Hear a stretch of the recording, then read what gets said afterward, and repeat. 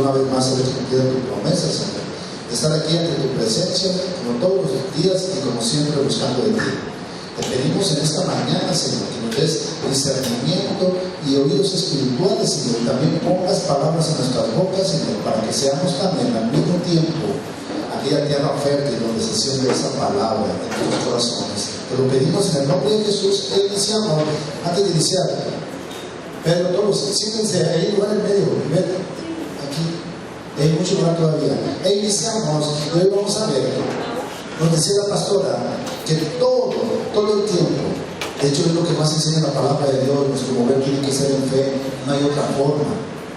Porque muchas veces nosotros nos confundimos y ponemos los ojos donde no los debemos de poner.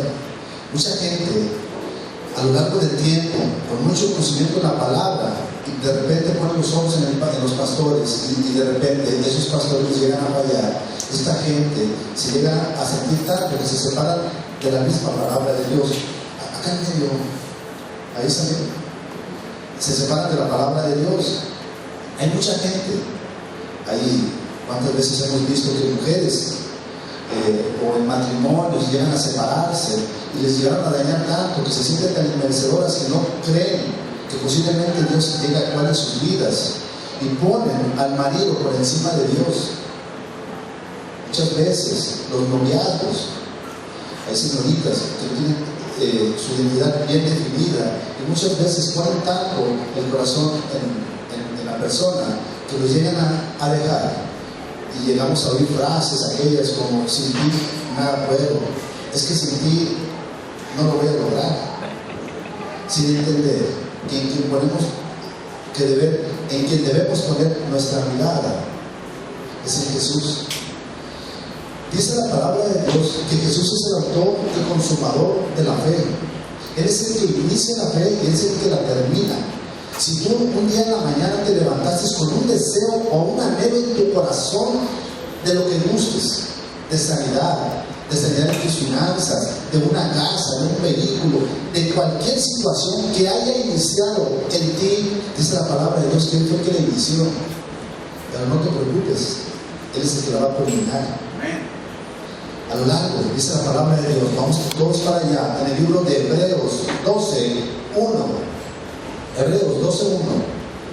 Dice la palabra de Dios que hay un sinnúmero de testigos de los que han confirmado y han testificado del poder de Dios, y a lo largo de la historia bíblica se han escrito para que nosotros tengamos conocimiento por medio de la enseñanza.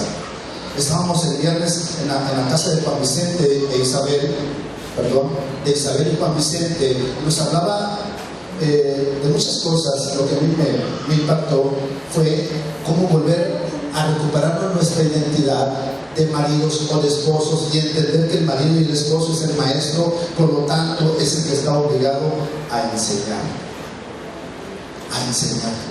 Y lo único que nosotros hacemos es enseñarte tu identidad. Es tu obligación también corresponder a ello. Tenemos que sentarnos, hacer reuniones de familia, predicar el evangelio. ¿En dónde? Con tu vecino. Primero tienes que empezar en tu casa. Pero mi hijo está muy chiquito, eso es lo que tú crees. Tiene la edad adecuada. Y vimos ahorita la oración de un niño de 8 años o 9, 8 años, un niño de 8 años con un poder impresionante en su hablar. No subestimes el poder de los niños, porque decía Jesús que de los niños es el reino de los cielos. ¿Por qué? Porque ellos creen todo. Aquí ya no se les, ustedes los papás ya lo saben, aquí ya no se les cuenta cuentitos de David o de Goliat o de Sansón sin demeritarlos, sino que se les enseña a actuar igual o mejor que David, que Sansón y que todos aquellos héroes de la fe, porque son niños ya capacitados. Ellos están, imagínate que están preparados nada más para aventarlos a predicar la palabra de Dios, o el poder de la palabra de Dios. Y dice el libro de Hebreos 12:1, bonita. Por tanto, nosotros también, teniendo en derredor nuestro tan grande número de testigos, despojémonos de todo peso del pecado que nos asedia y corramos con paciencia la carrera que tenemos por delante. los ojos en Jesús, el autor y consumador de la fe. Dice que Jesús es el autor y consumador. Y te dije hace ratito que ese anhelo que inició en tu corazón, Él lo inició, Él lo puso, pues Él lo va a culminar. Pero para ello es un proceso. Dice la palabra de Dios en un versículo, no es en Hebreos, es en Romanos 12:3, que a todos nos dio una medida de fe. No vamos para allá, nada más anótalo. Que nos dio una medida de fe. Nos corresponde aumentarlo a nosotros a lo largo de todo este tiempo. Te he dicho que Jesús en ningún tiempo le pidieron más fe, les dijo cómo trabajar su fe. Y la fe, no hay otra forma en que tú la puedes fortalecer, no hay otra forma. Dice la palabra de Dios en Romanos 14:17 que la fe es por el oír. O sea, por medio de la palabra. Si no estás estudiando la palabra de Dios, no vas a fortalecer tu fe. Si te haces, ¿cómo es aquel término, Juan Vicente? ¿Ochotista? Cadocho. Si te haces un cadocho, también vas a empezar a viciarte. Cada 8 días nada más terminando la congregación, estás escuchando la palabra de Dios, pero en toda la semana no hacemos un repaso de lo que has aprendido o de lo que Dios te ha revelado, pues entonces no vamos a aumentar nuestra fe y vamos a tener nuestra fe así. Hoy creo, mañana no creo. Dice la palabra de Dios que hay un sinnúmero de testigos y todos han dado testimonio del poder. Si se fijan, empezamos en Hebreos 12:1. ¿Por qué? Porque todo el capítulo de Hebreos 11 nos habla de la fe y nos dice de cada uno de ellos, de cómo ellos manejaron su fe y cómo ellos por medio de su fe fueron justificados, o cómo Dios vio la fe de ellos. Porque de la abundancia del corazón habla la boca, y ellos hablaron lo que creían en su corazón, y Dios dio testimonio y alcanzaron buen testimonio. Dice en Hebreos 11:2 que todos por la fe alcanzaron buen testimonio, todos porque creyeron, todos porque trabajaron la fe. Pero entonces, si leemos, hace rato Juan Vicente habló de David, era un adorador, y adorador significa servicio continuo, o sea que todo el tiempo constantemente estaba adorando a Dios, no nada más en las mañanas o en las noches, no nada más cuando viene la alabanza de 11 a 12, sino todo el tiempo. Y alabar no es nada más estar cantando, sino estar agradeciendo, estar orando, estar leyendo, estar escuchando, estar predicando, estar compartiendo. Todo lo que tenga que ver es adorador, porque tales adoradores quieren espíritu y en verdad, y tú ya eres espíritu, eres verdad. Eso es creer de los tuyos, como tú. Amén. Amén.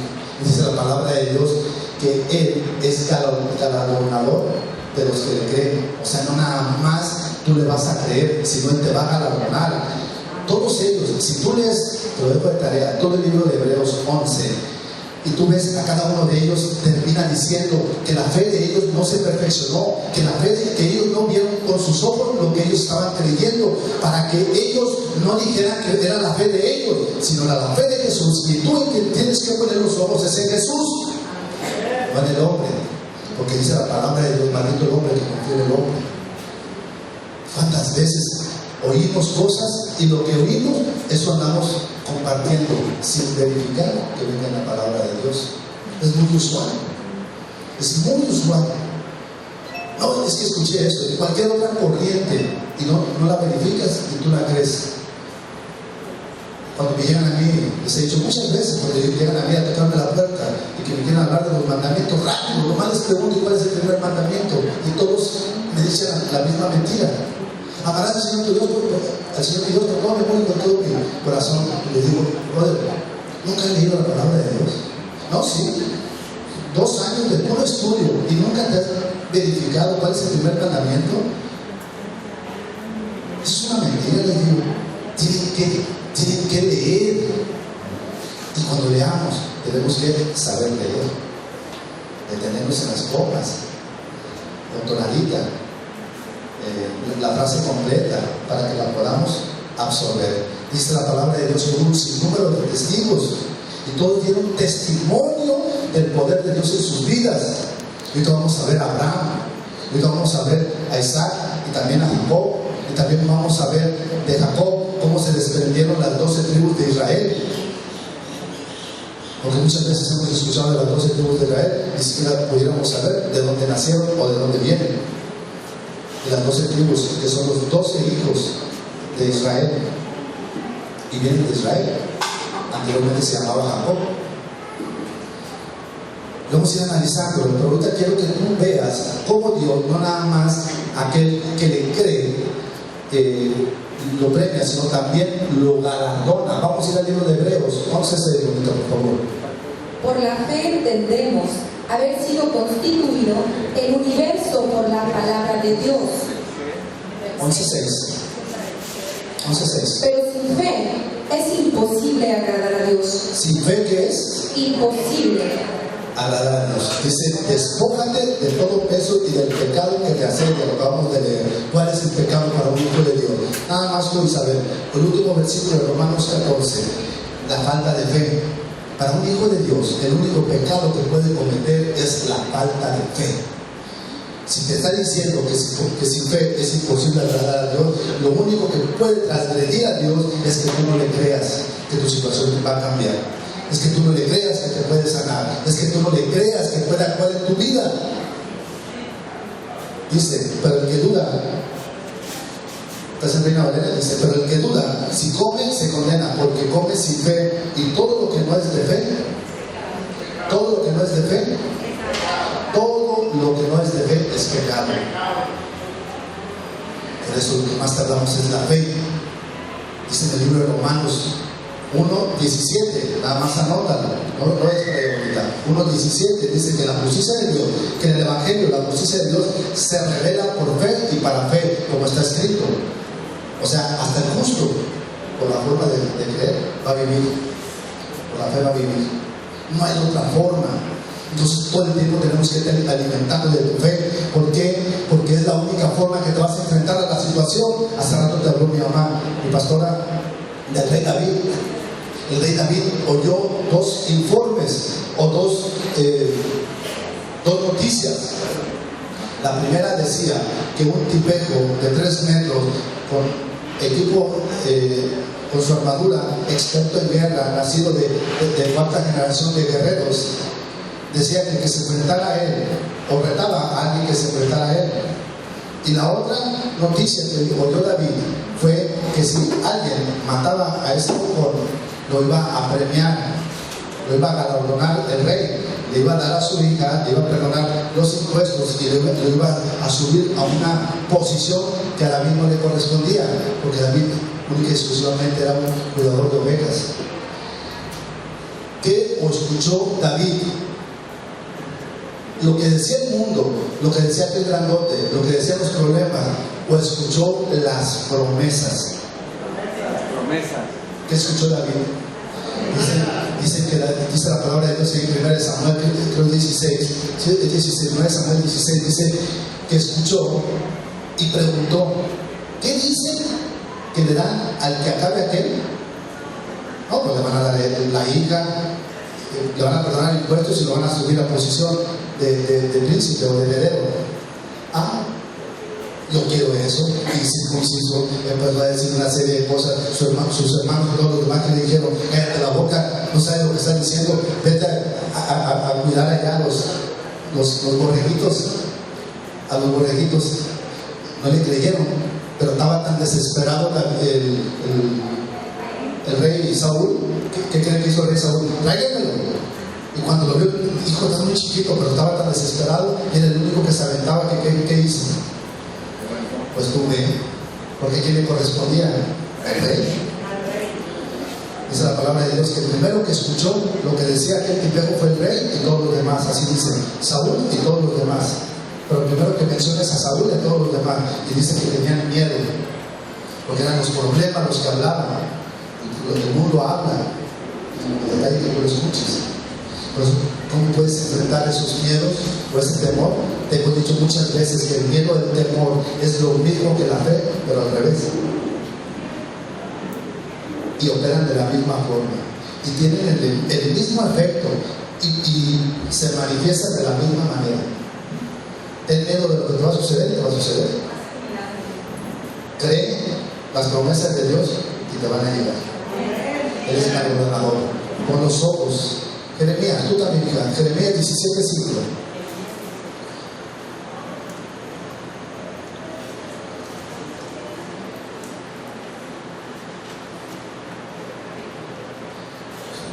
Así ha dicho Jehová: maldito el varón que confía en el hombre y pone carne por su brazo, y su corazón se aparta de Jehová.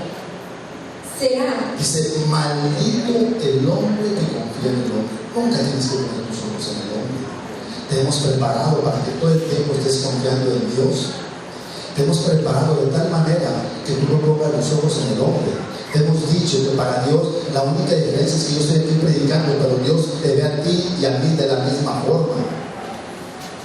Somos iguales ante Dios, para que no empieces a perderte y empezamos a ver en cosas que no somos. Somos seres humanos. Llegaban, Pablo andaba predicando por todos lados y de repente hacían milagros, lo levantaban y lo querían besar, y los quitaban para un lado y les decía: soy hombre, soy solo un hombre. A quien ustedes deben amar es a Dios.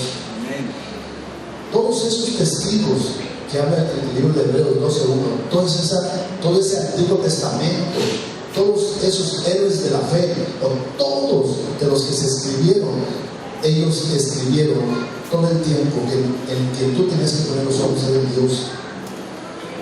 Ellos mismos dieron testimonio para que tú no te confundieras.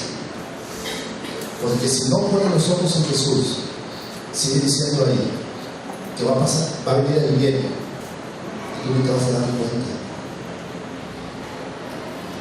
Dice la palabra de Dios, dice, pues será como será como la retama en el desierto, y no verá cuando viene el viento. ¿No verá qué? Porque estás cogiendo todo el tiempo en el hombre. Y no nada más te hablo de una persona física, puede ser también un trabajo, o puede ser también una empresa, o puede ser un partido político, o puede ser una universidad. Ay, no entré a la universidad, ya se me acabó la vida. Yo me acuerdo cuando llegué a la facultad de Derecho, cuando yo salí en listas, eran más de 10,000 que hicieron trámites y solamente 300 entraban. Antes no había CUP y no había nada de estas cosas. Entonces, eran 10,000 los que hacían trámites y solo entraban 300.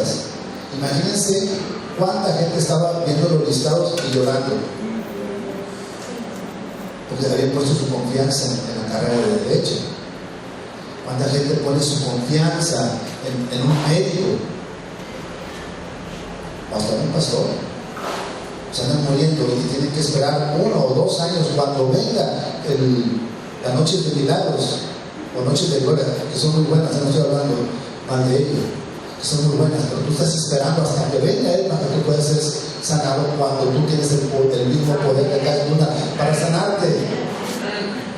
Amén. Creyendo, poniendo tus ojos, si Él inició en tu corazón que tú eres sano, Él lo va a culminar, porque Él es el autor y consumador de la fe. Y te dice: maldito el hombre que confía en el hombre, porque cuando venga el bien se le va a pasar. Y cuando el otro día estaba viendo una telenovela, yo nunca veo, pero tenía que verla para poderse platicar. Tenía que verla para poderla platicar, Claudia. Y resulta que en esa telenovela era una pareja. Lo normal, el hombre se porta mal con ella y ella pues todo el tiempo está enamorada de él, pero eran novios. Pero de repente pues él sigue su camino, pero siempre que ella está enamorada de él, siempre hay otro él que está enamorada de ella, y ese él pues nadie pone los ojos en él, y porque ella está enamorada de X. A ver, yo me perdí. Todo el tiempo ahí esperando en qué momento la mujer voltea a sus ojos. Y resulta que en esa telenovela él pues se casa y hace su vida. Era un chavo que no era fiel en el noviazgo, mucho menos iba a ser fiel en el matrimonio. Entonces tuvo una serie de fracasos en su matrimonio. Ella también se casó y tuvo, pues no le fue muy bien. El otro muchacho, el que estaba enamorado de ella, que daba todo su corazón por ella, era un hombre de Dios, resulta que se llegó a casar y después de muchos años su esposa le llevó a ver la fotografía de ella. Y él le dijo, él le dice que cuando ella le reclama de esa fotografía, él le dice francamente, no te voy a negar que estoy muy enamorado de ella, pero en serio, nunca fui correspondido. Y mira que yo estoy muy enamorado de ella.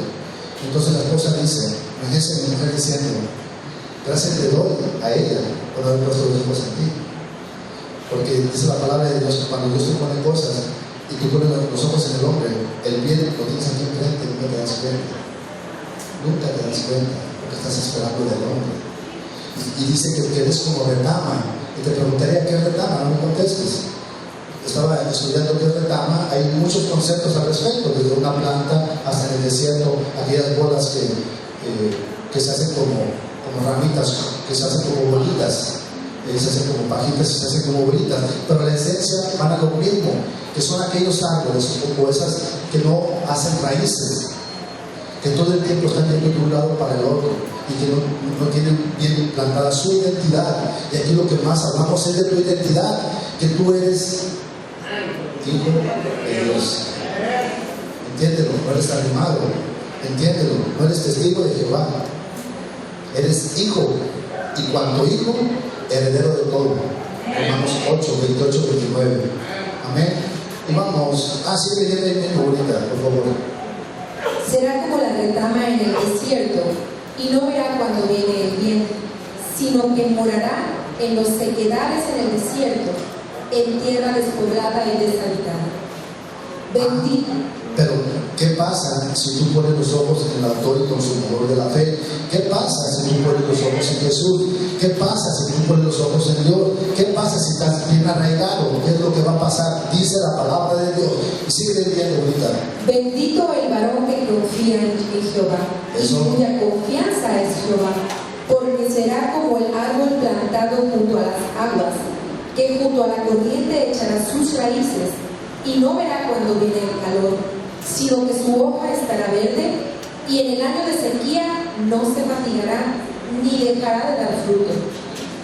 ¿Por qué ese árbol va a estar bien fundamentado? ¿O por qué tú vas a estar bien fundamentado? Porque todo árbol crece a partir de lo que se alimenta. Y ese árbol se está alimentando de un agua que está a un lado de un río. Y dice la palabra de Dios, también lo decía Juan Vicente, que es agua que fluye. Y es de lo que tú estás alimentando todo el tiempo, de la misma presencia y esencia de Dios en tu vida. Y por eso tú nunca te vas a secar, por eso tú vas a estar bien plantado, por eso tus hojas van a estar bien fortalecidas todo el tiempo. No se diga tus retoños, no se diga tus retoños, porque van a haber segunda y terceras generaciones bien fortalecidas en la palabra. Bien fortalecidas en la palabra, porque eso es lo que tú le vas a enseñar. Por eso tienes que estar, ya estás capacitado, tienes que entender quién eres para que puedas enseñar. No pases un día más sin compartir la palabra de Dios en tu familia. Yo les voy a enseñar, despreocúpate. Ese día el Espíritu Santo va a hablar. Va a hablar. Y va a empezar a hablar. Y va a empezar a hablar. Y va a empezar a hablar. Pero tienes que dar el primer paso de fe. Da esos pasos de fe. Empieza. El mensaje que nos decía Juan Vicente es de que tenemos que enseñar, porque es nuestra obligación. Tenemos que estar todo el tiempo alimentándonos de la palabra, y por eso vamos a ir. Y Dios me puso en mi corazón a hablar de Abraham. ¿Quién fue Abraham? El padre de la fe. Él inició la bendición. Dios le dijo, vamos para allá en Génesis 12:1. Dios le dijo, vete de tu tierra y de tu parentela, vete de lo que te ofrece el mundo, porque tú vas a empezar a operar en lo que yo te voy a decir. Y no le está diciendo que se aleje de su papá o de su mamá, no le está diciendo que no le hable a sus hermanos, no le está diciendo que se pelee en contra de sus hermanos, le está diciendo que se aleje de su forma de pensar, de la forma de pensar del mundo, o de la forma de pensar de los papás, porque dice la palabra de Dios que aún las herencias de tus papás quedan rotas. Aún las herencias de tus papás quedan rotas. ¿Cuántas veces hemos escuchado herencia negativa?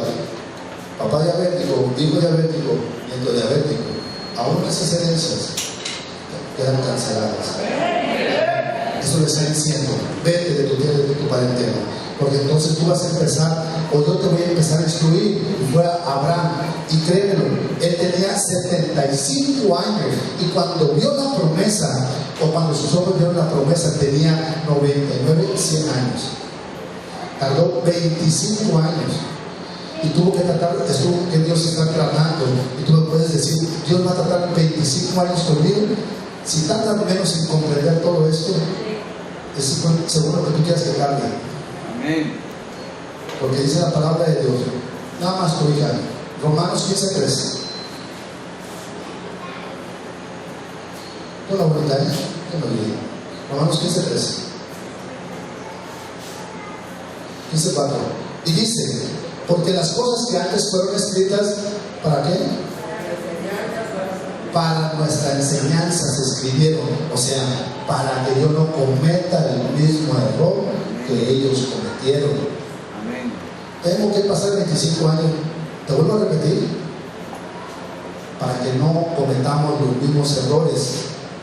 Por eso se escribió, todo el Antiguo Testamento se escribió, entiéndelo así, y así es. Lo que vivió el pueblo judío físicamente es lo que nosotros estamos viviendo espiritualmente. Queremos que nos pase, ¿no? Yo leo y veo, dice la palabra de Dios, no vayan para allá, pero los que están anotando, que son muchos, estoy viendo, Santiago 1:25 dice que el bienaventurado o el bendecido no es el oidor, sino el hacedor. No es el que viene y escucha, sino el que hace lo que está ahí. Le dice la palabra, ahí mismo en Santiago 1:22, ser hacedor de la palabra de Dios. Ser hacedor de la palabra, no tan solo oidor. Y dice en Santiago 1:25, engañarnos a vosotros mismos. O sea, si nada más vienes, escuchas, pero no eres hacedor de lo que estás aprendiendo, va a ser la misma. No vas a estar fundamentado sobre la roca. Todo el tiempo tienes que estarlo creyendo. Es importante que lo creas. Hemos estado diciendo últimamente mucho que si no lo crees no lo vas a poder hablar, tienes que creerlo para que lo puedas hablar. Si no lo crees, ¿cómo lo vas a hablar? Créelo, no lo razones, primero tienes que creerlo. Dice la palabra de Dios en el libro de Hebreos, no vayan para allá, nada más anótelo, 11:3, por la fe entiendo. No dice, primero entiendo y después creo. Primero dice, creo y después entiendo todas las cosas. Es la fe la que te da el raciocinio. Es la fe el que te da el razonamiento. Es la fe el que te alimenta tu mente y tu corazón. Es la fe la que empieza a tener control de todo. Y es así. Y es la fe, los ojos de tu espíritu. Si tú eres espíritu, tienes un alma y vives en un cuerpo, la fe son los ojos del espíritu, porque es la forma que él se mueve, por medio de la fe. ¿Ya leímos? Ahora sí, Hebreos 12:1. Pero Jehová había dicho a Abraham, vete de tu tierra y de tu parentela y de la casa de tu padre, a la tierra que te mostraré, y haré de ti una nación grande, y te bendeciré. Y engrandeceré tu nombre y serás bendición. Bendeciré a los que te bendijeren. Y le dijo Dios personalmente dijo a Abraham, vete de tu tierra y de tu parentela y te haré una nación grande. Hasta que murió su papá, Abraham le hizo caso. Pero aún así, te pregunto, si has leído, Abraham, dice la palabra de Dios, dice la palabra de Dios que Abraham, dice la palabra de Dios que Abraham, se me fue,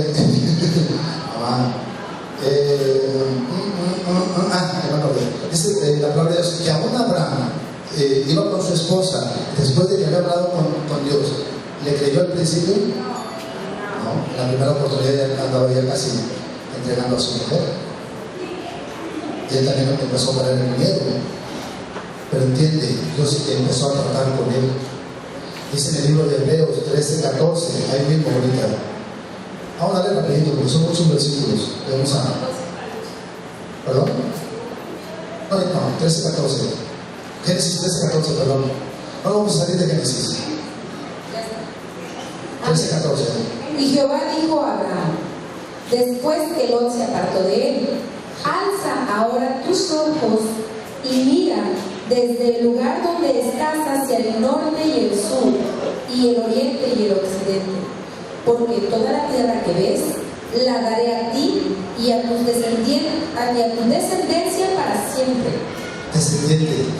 Imagínate, tú eres parte de esa descendencia, que originalmente te la pongo así. Dios te dice, voltea hacia donde quieras ver, va a ser para ti. Por lógica va a haber un poquito de incredulidad. Sí, va a ser para siempre, pero por lógica va a haber un poquito de incredulidad. ¿Cómo me la va a dar? Él pensó de la misma manera. Por eso dice en el libro, rápido, ahorita, 15:1. Después de estas cosas vino la palabra de Jehová a Abraham en visión, diciendo, no temas, Abraham, yo soy tu escudo, ¿Y qué? y tu galardón será sobremanera grande. Así es, tu galardón. Acabamos de leer en el libro de Hebreos 11:6, dice que Dios premia al que le cree con un galardón. Ese galardón es Dios mismo. Ese galardón tiene que ser aquí, no allá en el cielo. Ese galardón empezamos, o esos galardones empezamos a recibirlos aquí. Y le digo, y sigue diciendo bonita. Y tu galardón será sobremanera grande. Y respondió Abraham, Señor Jehová, ¿qué me darás siendo así que ando sin hijo? Y el mayordomo de mi casa es ese Damaseno Eliezer. ¿Por qué? Porque Dios anteriormente le había dicho: te voy a dar todas las cosas, voltea hacia arriba, o sea hacia el cielo, o sea voltea hacia la tierra, hacia donde mires, todo eso te lo voy a dar. Y decía él: ¿para qué quiero todo eso? Si no tengo descendencia que me herede. Y el único era un mayordomo, Damaseno. Pensó él en su ignorancia que iba a heredar todo. Y era un mayordomo fiel. Y Dios le dijo: sigue bonita. Dijo también Abraham: mira que no me has dado prole, y he aquí que será mi heredero un esclavo nacido en mi casa. Luego vino a él palabra de Jehová diciendo: no te heredará este, sino un hijo tuyo será el que te heredará. Amén. Y lo llevó fuera y le dijo: mira hacia los cielos y cuenta las estrellas, si las puedes contar. Y le dijo: así será tu descendencia. Y creyó a Jehová y le fue contado por justicia. Le dijo: voltea al cielo, ¿ves aquella estrella? Bueno, en el 1970 van a ser el 73, pues nací yo, o el 70. Le dijo: ¿ves estrella? En 1970 va a salir. Y hoy vas a estar compartiendo la palabra de Dios. Esa estrellita, mira, toda tu descendencia va a ser sobremanera grande. Y le voy a poner Fabricio. Y ese nos estaba viendo cada uno de nosotros. Dice que su descendencia íbamos a ser benditos en su simiente. Y no estaba hablando del pueblo judío, sino de la simiente. Pero le dijo: pero para que el pueblo o todos sus descendientes puedan entender esto, van a tener que pasar una serie de situaciones. Toda la descendencia, dice, se van a ir a una tierra que no les corresponde. Después nos dimos cuenta que fue Egipto, y ahí van a pasar como esclavos 400 años. ¿Para qué los quería hacer sufrir? Para que no pasemos nosotros 400 años. Para que no pasemos 400 años. Ahí mismo, 15, 13, segunda. 13. Entonces Jehová dijo a 17. Ay, espérame. No, 13 está bien. 15, 13. 15, 13. Entonces Jehová dijo a Abraham: ten por cierto que tu descendencia morará en tierra ajena, y será esclava allí, y será oprimida 400 años. Dice: te voy a dar todo, pero ten cierto está. Toda tu descendencia primeramente tiene que pasar una serie de situaciones, y van a pasar 400 años. Y de ahí viene, ahorita estamos en Génesis, viene el siguiente libro que se llamó Éxodo. Y en Éxodo nos platica cómo Dios mandó a un hombre de Dios que se llamó Moisés, y cómo lo sacó de la esclavitud para llevarlos a la tierra que fluye leche y miel. Pero para llegar a ese punto apenas estamos en Abraham. Después de Abraham siguió Isaac, y después de Isaac siguió Israel, o también llamado Jacob, pero el verdadero nombre es Israel. Pero antes de eso, dice la promesa, dice que 400 años iba a pasar. Ahí Dios estaba hablando de la promesa, estaba hablando de la fe. La ley, o lo que conocemos como ley, llegó hasta la venida de Moisés, que fue 400 años después. Por eso dice en el libro de Gálatas 3:17, dice: y esto digo, el pacto antes confirmado por Dios en Cristo, la ley que vino 430 años después, no la anula para invalidar la promesa. Porque si la herencia fuese por la ley, ya no sería la promesa, mas Dios la dio a Abraham la promesa de que vamos a ser todos bendecidos. La promesa no la dio por medio de la ley, sino por medio de la fe. La promesa nació en Abraham. Moisés fue parte de la promesa, pero dice que la ley, al momento de que llegue la ley, no anula la promesa. La promesa sigue estando por encima de la ley. Por eso sigue diciendo: ¿para qué entonces sirve la ley? Fue añadida por causa de las transgresiones hasta que viniese Jesús. ¿Por qué? Nada más tuvo bonita.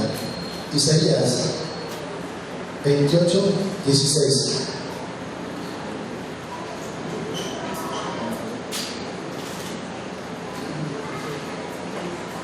Isaías 28:16. Ahí está. Tú también te puedes llegar ahí. ¿Estás? Démelo.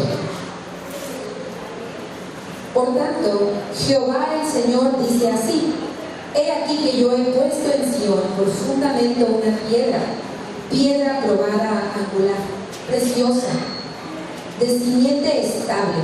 El que creyere no se apresure. Amén. Sí, 1 Pedro 2:6. 1 Pedro 2:6. Mucha cita, pero lo que quiero es que veamos como todo el tiempo Dios estaba hablando de esa promesa que nos iba a liberar. En el pueblo judío, físicamente, esa libertad, tenemos un hombre que se llamó José. José vino junto con Moisés, y a José le correspondió ver el lugar donde se derrite leche y miel. Eso espiritualmente, esa posición vino a hacerla Jesús, vino a darnos esa libertad, porque el pueblo judío tenía que entender que la única forma en que podían salir de la esclavitud, de lo que representaba físicamente Egipto, era por medio de Dios. Es lo mismo contigo. Espiritualmente tú tienes que entender que lo único que te va a sacar del yugo de la esclavitud del mundo se llama Jesús. Por eso todo el tiempo dice la palabra de Dios, por lo cual también contiene la escritura: he aquí pongo en Sión la principal piedra del ángulo, escogida, preciosa, y el que creyere en él, dice la palabra de Dios, que no va a ser avergonzado. En quien tú pongas tu confianza. Te estamos enseñando en quién tú tienes que poner la confianza: en Jesús.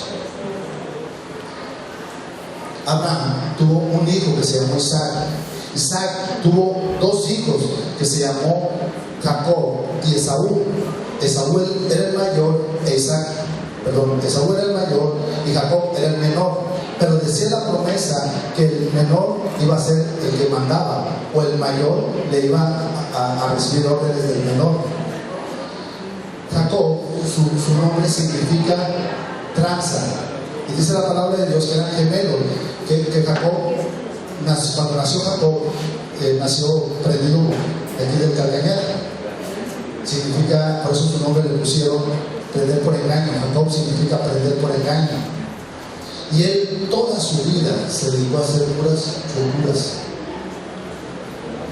Era nuestra promesa. Hizo tratos, unos ganaban, otros perdían. Pero el punto principal de todo era intentar sacar ventaja. Hasta que entendió que la única forma, dice la palabra de Dios, que en alguna ocasión estuvo en un lugar donde peleó con un ángel, y dice que no se le despegó hasta que ese ángel no lo bendijera. Y cuando él fue bendecido, Dios le cambió el nombre de Jacob a Israel. Ese Israel tuvo 12 hijos, del cual uno de ellos se llamó Josué. Le hemos visto tanto, hemos escuchado, hasta hubo José.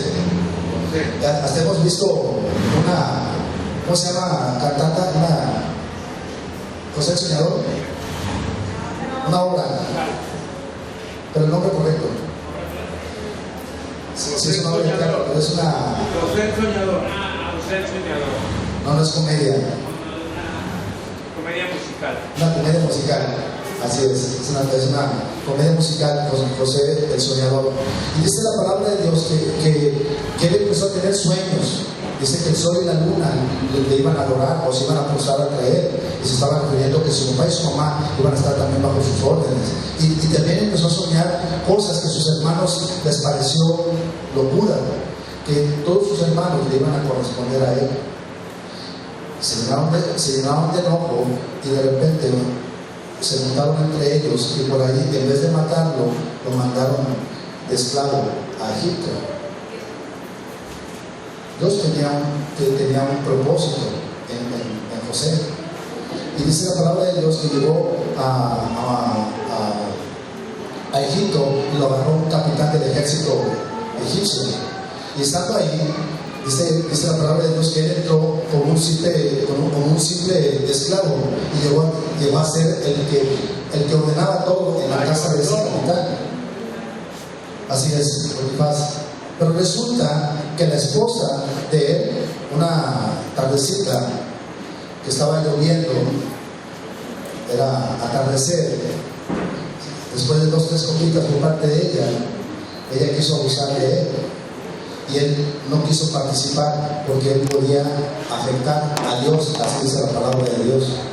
¿Cómo voy a meterme contigo si mi jefe dice, me ha puesto por la autoridad de todas las cosas menos de ti, y pecaré contra Dios? Y por lo tanto no tocó a esa mujer, y esa mujer inventó que él quería abusar de ella, y dice la palabra de Dios que él lo mandaron a la cárcel. Todo esto lo pueden leer en el libro de Génesis 38, 39, 40, 31, 42, 43, toda la parte desde como el 36 en adelante. Y ya cuando llegó José a la cárcel, aún en la cárcel, dice que llegó el minero, el copero y el panadero del rey, porque se habían puesto parrandas y el rey los mandó a meter al bote, pero había un propósito ahí. Ya estando ahí, José les interpretó un sueño. Pero resulta que el mismo emperador empezó a tener sueños, y el emperador, el faraón, empezó a tener sueños, y resulta que empezó a llamar a todos los adivinos y nadie le podía interpretar el sueño. Tenía 2 sueños confirmados. El primero, que unas vaquitas bonitas fueron comidas por unas vaquitas grandotas. O sea, soñó 7 vacas flacas y 7 vacas grandes y hermosas, pero las vacas flacas se comían a las hermosas. Y también soñó de 7 espigos, que 7 espigos se comían, 7 espigos feos se comían a 7 espigos bonitos. Y nadie le podía dar razón, hasta que el copero y el panadero hablaron con el mero faraón y le dijeron: te pedimos perdón por no explicarte, pero resulta que cuando estuvimos en la cárcel conocimos a un hombre judío que vino y nos explicó todo de unos sueños. Lo mandaron a llamar y le interpretó esos sueños. Le dijo que esas 7 vacas eran 7 años de prosperidad, pero las otras 7 eran 7 años de escasez, y que se pusiera a usarlo. Le dio la forma que tenía que poner a todos a chambear, que teníamos que guardar en graneros una cuarta parte de lo que se estaba cosechando. Y resulta que cuando vino la escasez, el pueblo judío fue un pueblo, si de por sí era un pueblo próspero, fue más próspero todavía. Todos los pueblos dependían de él. Y dice la palabra de Dios que sus hermanos, que quedaban 11, fueron a buscar comida porque su papá Israel los había mandado a que buscaran comida porque en el lugar donde vivían, creo que todavía era Canaán, el lugar donde estaban ya no había que comer. Y cuando fueron, José vio a sus hermanos. Y cuando los vio, él entendió que se cumplía aquella profecía que decía que sus hermanos le iban a servir. Y total, para no ser muy largo el cuento, por ahí los estuvo bromeando, pero está impresionante la historia porque dice que de repente los hacía enojar. ¿A qué vienen? De seguro ustedes son aquellos que van a espías, de seguro ustedes son espías, pero dice que de repente era tanta su sentimiento que se alejaba de ellos, se metía en un cuarto y se metía a llorar porque tenía ganas de abrazar. Había un perdón predestinado, o sea, él con solo verlos ya los había perdonado porque había un propósito grande. Así es, predispuestos a perdonar. Ellos los habían perdonado, pero quería saber. Y de ahí viene, había un hermano más chico que fue el único que no vino y mandó a traer al hermano más chico, que es Benjamín, la tribu de Benjamín. De ahí, de esa misma tribu, que son las 12 tribus de Israel, viene Pablo. Cuando hemos leído que Pablo viene de la tribu de Benjamín, de las 12 tribus de Israel. Es mucha historia, ¿eh? Vámonos al libro de Hebreos. Y resulta pues que llegó Benjamín y llegaron todos sus hermanos y vio el momento preciso para poderles. Me faltan muchos detalles por ahí, pero no podemos contar tantas cosas. Pero dice que se les abrazó y les dijo que era su hermano. Y si lo leen, van a llorar como yo lo lloro cada vez que lo leo. Miren que lo he leído varias veces. Sí, se va llorando porque la forma en que lo dice, porque dice que les decía cosas y luego se metía y lloraba. Dice que ya no aguantaba su llanto, ya no aguantaba. Hasta que les digo, soy yo, José, su hermano, y no se preocupen, porque Dios tenía un propósito grande de irse a Egipto, porque era la forma en que iban a dominar al mundo. Él sabía, él no, entiéndelo, José no se, José no, híjole, la palabra, no, la palabra de Dios. Aunque vivían en Egipto, él no se contaminó. Él sabía de dónde venían sus raíces, y él sabía a quién adoraba. Y el faraón en ese tiempo respetaba a José, porque José de quien más hablaba era de su Dios. De quien más hablaba era de su Dios. Tu Dios. No, pues dile a tu Dios. Todo el tiempo estaba siendo el emperador. No, tráete a tu familia, al faraón. Y resulta que ya llegó José y le dijo, vive, porque cuando ellos venían y les daba alimento, siempre preguntaban. Y cuando todos ellos fueron con el papá, les decían, no, pues pregunta mucho por ti. Y nosotros cuando está leyendo ya sabes por qué preguntaba, porque quería saber de su papá. ¿Y su papá todavía vive? Les preguntaban. Y la juntó a toda la familia. Y dice la palabra de Dios que por eso todo el pueblo de Israel ahí creció en Egipto, porque las 12 tribus, toda la familia, las 12 tribus de Israel junto con sus esposas y todos sus hijos, dice que eran alrededor de 70, 80, y el emperador les dio la mejor tierra para que pudieran cultivar. Todo eso fue muy bonito y fue un pueblo próspero. Pero ¿qué pasó? Éxodo 1, ahorita, Éxodo 1, 6. ¿Pero qué fue lo que pasó? La prosperidad duró toda la vida. ¿No? Éxodo 1, 6. Amén. Y murió José. ¿Y qué pasó? Y todos sus hermanos. Y murió José y esa generación empezó a desaparecer. Y no nada más eso. Dice ahí en el 7, en el 8, dice que también murió el emperador de aquel tiempo. Y los emperadores que se empezaron a levantar, los faraones que se empezaban a levantar, ya no conocían de Josué, ni de su historia, ni de lo que había hecho. A ver, léelo bonita, del 6 al 8. Y murió José y todos sus hermanos, y toda aquella generación. Y los hijos de Israel fructificaron y se multiplicaron, y fueron aumentados y fortalecidos en extremo, y se llenó de ellos la tierra. Entre tanto, se levantó sobre Egipto un nuevo rey, que no conocía a José, y dijo a su pueblo: he aquí el pueblo de los hijos de Israel es mayor y más fuerte que nosotros. Todo eso físico, entiéndelo. Todo esto físico es lo que espiritualmente está sucediendo. Y eso tiene nombre. Ya no se llama Egipto, ahora se llama mundo y circunstancias. ¿Entienden? El mundo y las circunstancias están diciendo que el mundo y las circunstancias sí sabe quién eres tú. El único que no sabe quién eres tú mismo.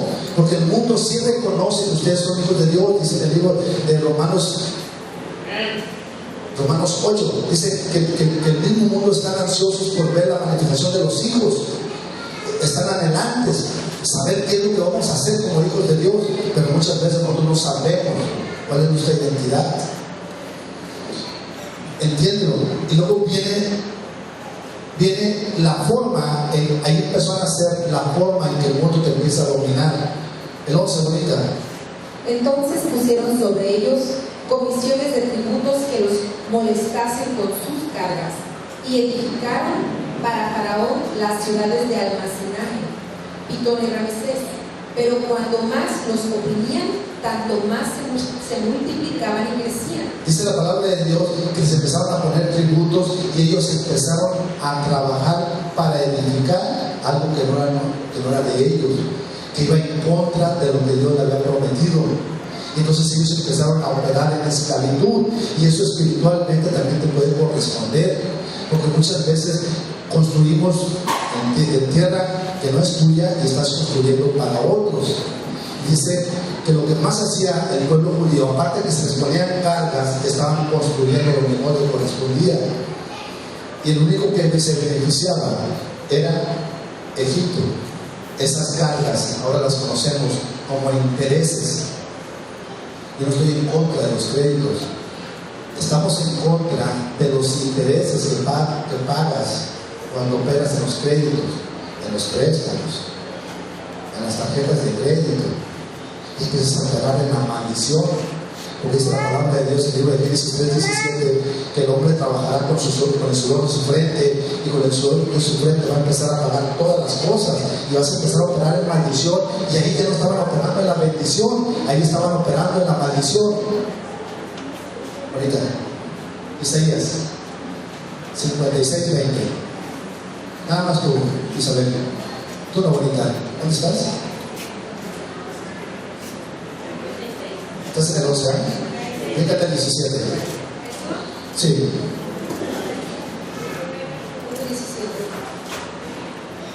65:20. 65. Ahora otra vez. Ahí. 65:20. Pero las parteras temieron a Dios y no hicieron como les mandó el rey de Egipto. 15. Habló. Para cuenta. Y dice ¿qué dice una promesa de Dios? 65:21. Bájale cuenta. 65:21. ¿Quién alcanza a leer bien? La voz fuerte, ¿verdad? Y edificarán casas y morarán en ellas, plantarán viñas y comerán el fruto de ellas. No edificarán y otro morará, no plantarán y otro comerá. Se encuentra en la misma promesa de Dios. Dice que tú vas a edificar y vas a gozar de esa edificación, que tú vas a estar gozando de la edificación y que no vas a trabajar para otros. Esas son las promesas. Por eso era importante primero establecerte dónde está la maldición, para que tú empieces a operar en la bendición. Por eso, nada más para ya terminar, el 15 bonita. Y habló el rey de Egipto a las parteras de las higueras. Como empezaban a crecer, dice que todos eran muy fuertes. Tú puedes leer ahí en Hebreos 1, todo el 1, dice que empezaron a todos a crecer, que era un pueblo fuerte. Entonces dijeron, hay que decirles a las parteras que si nace un hombre, le den cuello, y solamente dejan a las mujeres. Pero las parteras mujeres no hicieron caso.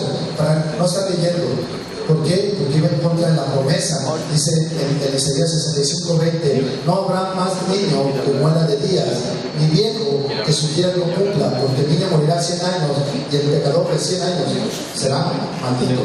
Dice la palabra de Dios que aún tus hijos es ahí donde tú te tienes que agarrar. Por eso nosotros vivimos tranquilos, porque todo el tiempo estamos operando en la promesa, estamos creyendo en lo que Dios ha puesto, no en lo que nosotros creemos.